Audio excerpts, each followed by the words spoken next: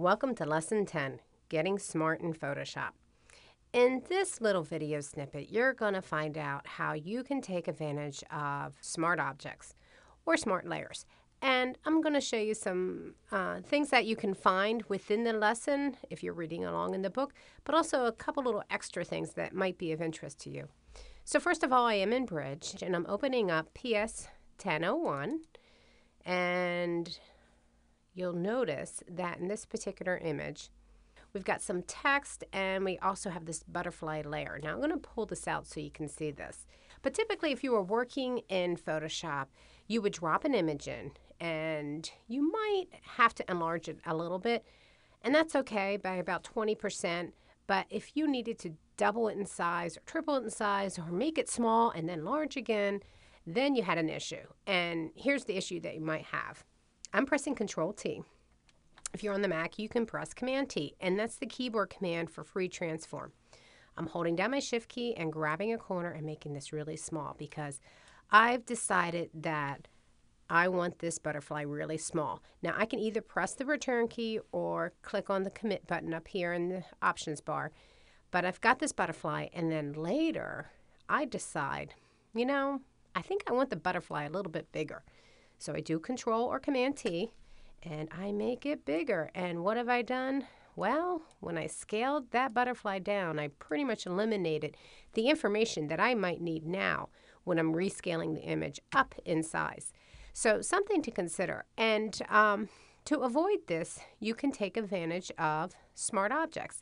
And they can be used for filters, for resizing images. I typically use smart objects as I'm designing just because I don't have a clue how big or small my various layers are going to be until I am done. One thing to consider, I'm going to just throw that guy away. He's really no good to me right now. One thing to consider is, let me open this up, is that if you are taking advantage of smart objects, and I am going to view 2 up, that you really can't make an object bigger than it originally was without some degradation. So I'm taking this butterfly, and if you noticed, I went into the Arrange Windows to 2 up. I'm on my Move tool, and I'm dragging and dropping this butterfly over here, and then closing this other file. But this particular image, I can't really make it twice the size that I just brought it in, but at least I can keep the original data. Now, I've taken this in. I know I'm going to resize later, so what can I do? A couple things. One is I can right-click on this and say Convert to Smart Object, and this great little icon appears indicating that this is now a smart object. Now, if I press Control or Command-T now, and I make this really, really, really small, I'm holding down the Shift key. Tiny, tiny. Okay, look at the little butterfly. It's more like a gnat.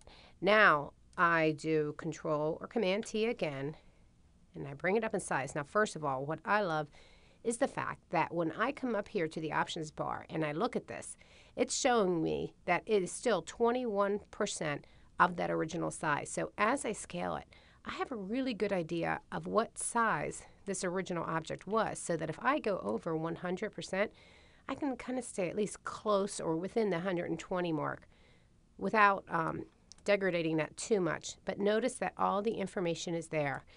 It is actually embedded, this image, inside of this Photoshop file, which, yes, does make a larger file, but you don't have to keep it that way forever.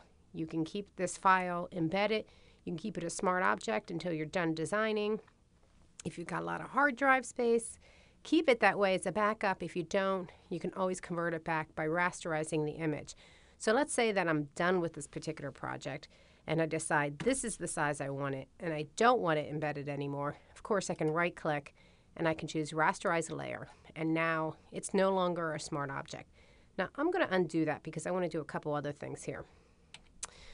I might want to add another layer. Now, I believe there are some in here, so I'll take the toucan, for example. And here he is. Oops. Hold down my Control key and select him. And I want to apply a filter to him, but I want to be really painterly with this filter. So let me take this, and I've got him selected. I can also convert. This does the exact same thing. Filter, convert for smart filters. Fine. You'll see the same icon appears. But now when I apply a filter, like for instance, I'll just do something totally unrelated to the lesson, but just so you can see, Gaussian blur, and I'll really blur this. Now the benefit to working with smart objects, again with filters, is that I can turn off or on that filter, but I've also gained a mask. And if I click on here, you'll see the 4 handles appear. If I take my paintbrush, and I'm going to make it a little bit larger here, you can see I'm pressing the right bracket to the right of the letter P. If I paint with black, wherever I paint, you'll see a little black smudge appear on that mask. It is not applying that filter. So you can do all sorts of things. Perhaps I'll take the gradient, drag it across so that it fades into that blur. I can even come in here and choose that perhaps I want to apply another filter. I'll just come in here and stylize and solarize it just for something funky so that you can see additional items that are being done to this. Now, unfortunately, let me go back to this. I'm going to Control Z that. I did that on purpose to show you that if you still have the smart object layer or thumbnail mask filter effects here, select it and you run a filter, it'll run it on your mask. I didn't really do that intentionally, but it was a good example to show you.